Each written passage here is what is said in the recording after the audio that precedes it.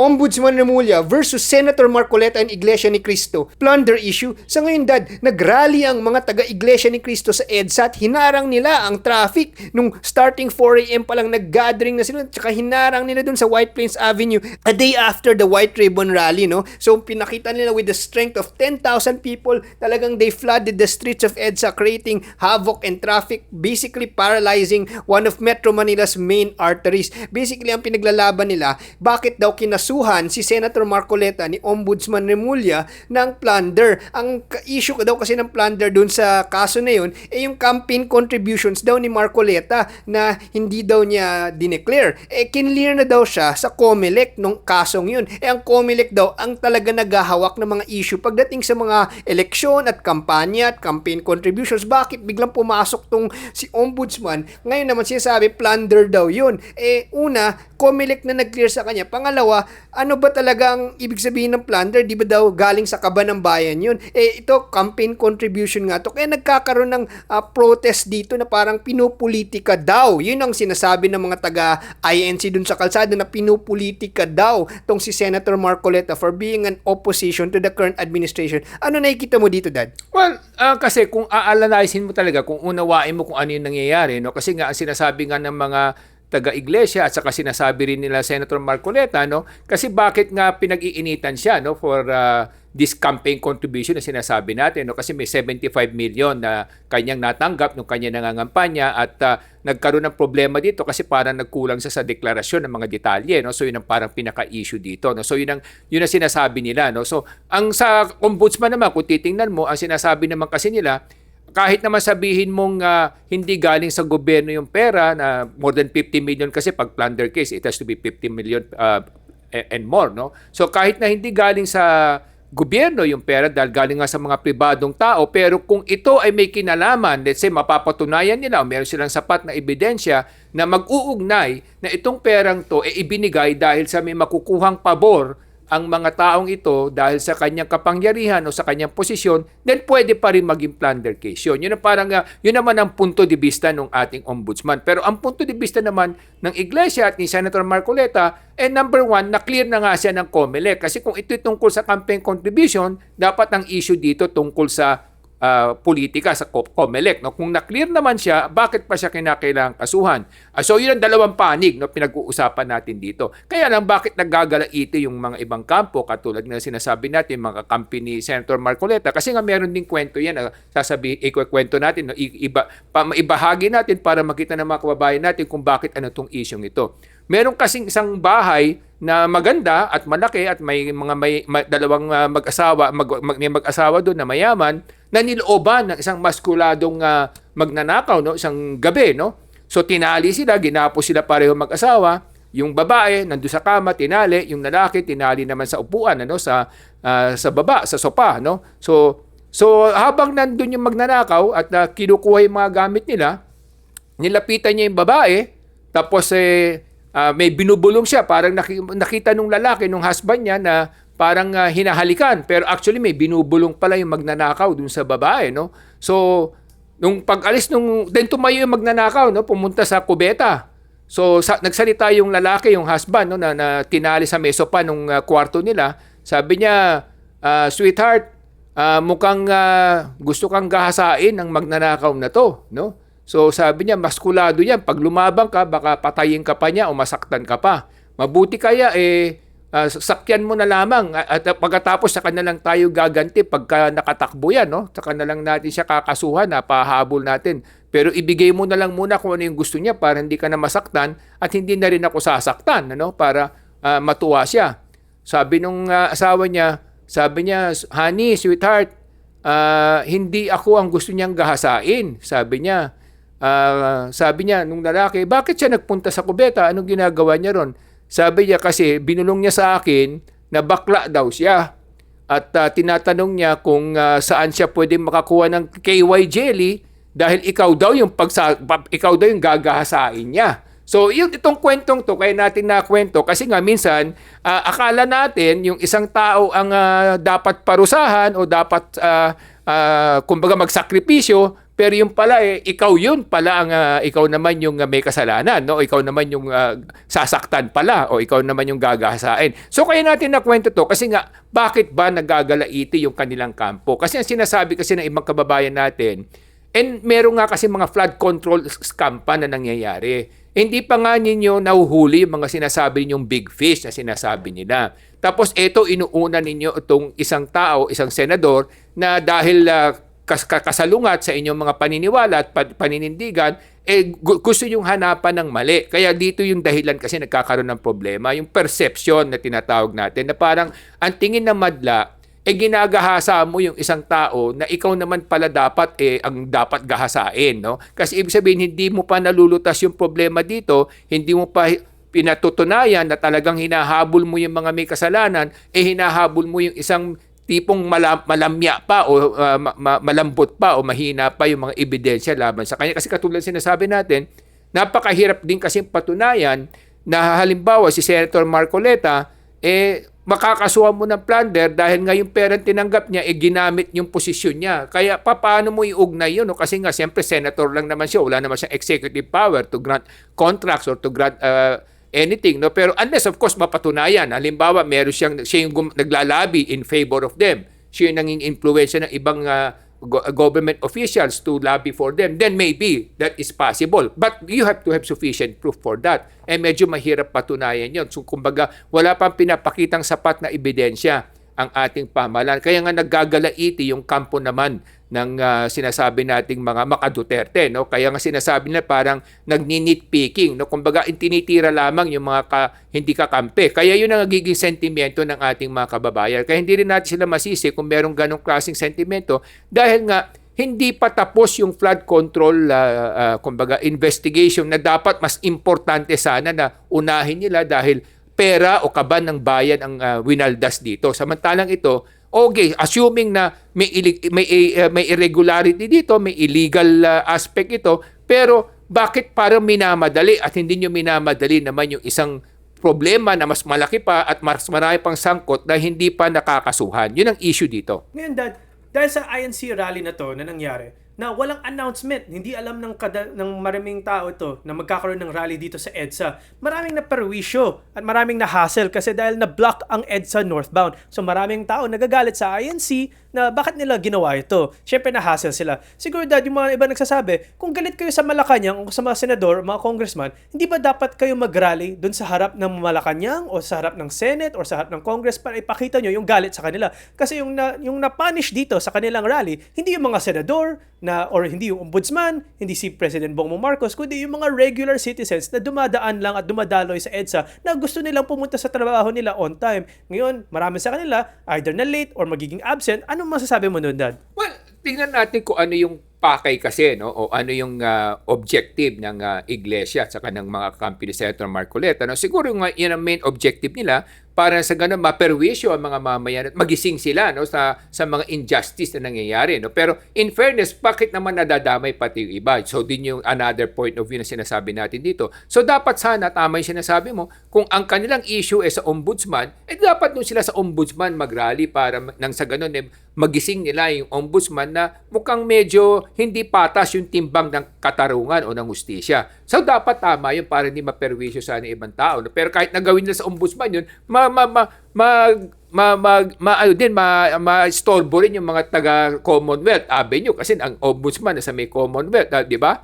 Kung hindi ako nagkakamali, or sa Quezon City, sandigan pa rin sa Commonwealth, no? So, kung saan man yung tanggapan nila, siyempre may mapeperwisyo pa rin doon sa lugar na yun. Pero at least, ang sinasabi nga natin, siguro, ang gusto lang ipakita ng simbahan ng iglesia is mayroon pa rin silang sapat na puwersa para ipakita na malaki pa rin yung puwersa nila at pwede pa rin sila maging political force sa susunod na halalan. No? So kung magiging hindi patas ang katarungan at hustisya, pwede itong magamit laban sa mga politiko na hindi magiging patas sa kanilang pagtrato sa mga nasasakdal o kakasuhan. Ngayon, Dad, actually, remember nung nag-time na sinasabi nila magsiswap ng team si Senator Joel Villanueva kung saan pupunta siya sa bagong majority para i-elect si Senator Win Gatchalian as the Senate President versus ex-Senate President Alan Peter Cayetano. And during that time, maraming mga rumors na ang sinasabi nila na kung magsaswap daw si Senator Joel Villanueva, yung mga flood control cases daw niya, yun yung parang naging negotiating point daw ng Malacanang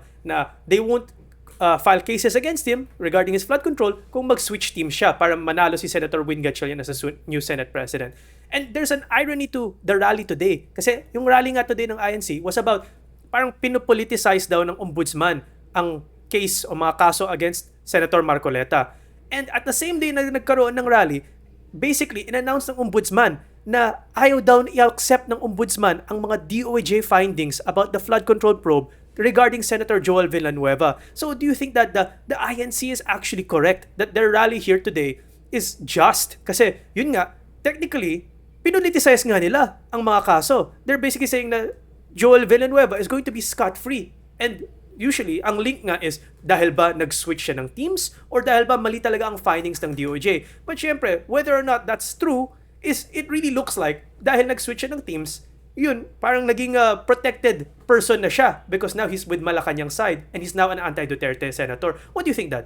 Well, kasi nga, kung titignan mo, no, that's the beauty of democracy. No? Kaya yun ang maganda sa demokrasya kasi under the democratic rule of law or rule of government, talagang merong kumbaga kalayaan ang mga mamayan na maglabas ng kanilang galit, maglabas ng kanilang mga posisyon na maihayag nila to, no? So sa lipunan, no, sa madla, para sa ganun magising ang madla kasi kinakailangan magising ang madla, yung sinasabi nga natin, no. So yun ang kagandahan naman ng demokrasya. Dahil sa demokrasya, nagkakaroon tuloy ng pagkakataon na magising yung ating mga kababayan sa mga pamamagitan ng ganitong mga rallies, no, sa mga ganitong mga klaseng demonstrasyon. So napakahalaga talaga na magkaroon ng mga ganitong kumbaga vigilance ang ating mga mamayan para na sa ganun magising ang ating mga namumuno at ng mga namamahala sa katotohanan na nangyayari sa lipunan. Pag nakikita nila merong injustice, merong parang hindi nakapikit yung piring ng ating Lady Justice, then doon at least makikita ng mga kababayan natin na kinakailangan gumising sila at lumaban sila, ipaglaban nila to. No? So, meron din ganyan kwento na sinasabi natin, no? Nung isang Amerikano, tsaka isang Soviet, no? Isang Ruso, nag-usap sila, nagkukwentuhan sila. Sabi nung Amerikano sa Ruso, sabi niya, alam mo, sa bayan namin, pwede akong pumunta sa Pangulo namin at pwede kong isigaw sa kanya na mali yung ginagawa mo, sabi niya. So, sabi niya, pupunta ako kay President Donald Trump. Sa harap niya, pag mayroon siyang rally, pwede ko sabing, Mr. President, ayaw ko yung ginagawa mo, galit ako sa iyo. Sabi niya, nagagawa ko yon. Sabi niya, sa inyo ba nagagawa niyo yon? So, sabi naman ng Ruso, aba, kung kaya mong gawin niya, kaya ko rin gawin yon. Pwede rin akong pumunta kay President Putin, sasabihin ko rin sa kanya, Mr. President Putin, ayaw ko yung ginagawa ni President Donald Trump. Galit ako sa kanya. So, nagtawanan yung mga tao. So, ibig sabihin, sa bayan nila, wala nga demokrasya kaya takot sila kasi hindi nila pwedeng sabihin sa kanilang Pangulo kung ano yung tama o mali. No? Sa Amerika kasi pwede mong gawin. Yung ganun din sa kagandahan sa Pilipinas. Dahil meron tayong demokrasya, so pwede natin sabihin sa ating mga Pangulo at namumuno at namamala na ito mali, ito yung tama. Parang sa ganun magising sila at hindi sila maligaw ng landas. Kasi minsan, siyempre, hindi mo rin maalis yan. Mga tao tayo, di ba? Kung kakampi mo yung isa, pinoprotektahan mo. Kung kaaway mo isa, medyo dinidiin mo kahit na minsan tama na. No? So yun ang nangyayari kasi kaya pag nakikita yan ng ating mga kababayan, siyempre magkakaroon ng pag-aaklas yan. So yun ang problema. At pag nakita ng ating mga namumuno at namamahala na merong malakas na sigaw sa ilalim at sa mga kababayan natin, at least kahit na papaano aatras yan at magbabago ng kanilang mga posisyon at sa kanilang mga pupuntahan. So yun ang mga issues kasi dito, katulad sinasabi natin, kahit nasabihin natin na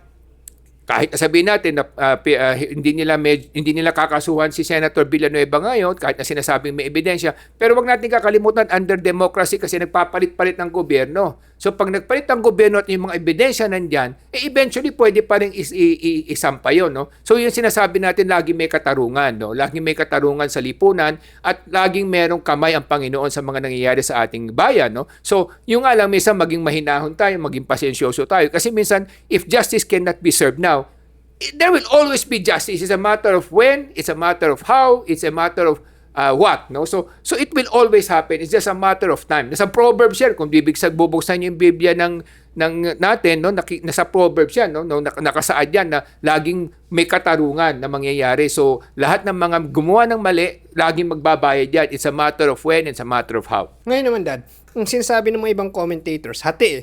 Well, mas marami nagsasabi na naiinis sila sa ginawa ng Iglesia ni Cristo kasi naabala sila sa mga trabaho nila, sa mga pupuntahan nila. On another side, may mga minority naman na nagsasabi, for the first time, meron daw isang pangulo that stood up na, well, sometimes they say stand up or parang binabaliwala, yun naman sinasabi ng iba ng ating pangulo, ang kalakasan ng Iglesia ni Cristo. Kasi for the longest time daw, itong Iglesia ni Cristo, sinasabi ng mga tao sa Facebook comments, na sila daw ay gumagawa ng mga political bullying or maneuvering. Yun yung akusasyon ng mga tao sa Facebook na kasi dahil meron daw silang block voting, napapasunod daw nila ang mga nakaraang mga administrasyon at karamihan ng mga politiko. Pero nagkataon lang na this era, muka, at least yun yung perception ng ibang nagko-comment, na itong Pangulo natin, si Pangulong Bongbong Marcos, ay hindi niya binibigyan ng weight ang Iglesia ni Cristo at hindi niya talaga sila binibigyan ng pabor. Yun yung tingin ng mga ibang nagko-comment. So, is it good daw na meron daw pangulo ngayon na nagsa-stand up against a group na tinatawag ng mga ibang Facebook commenters na nanggugulo tulad ng Iglesia ni Cristo? Anong tingin mo dun, Dad? Well, kasi nga kung titingnan mo, meron silang tinatawag na black voting, sinasabi natin,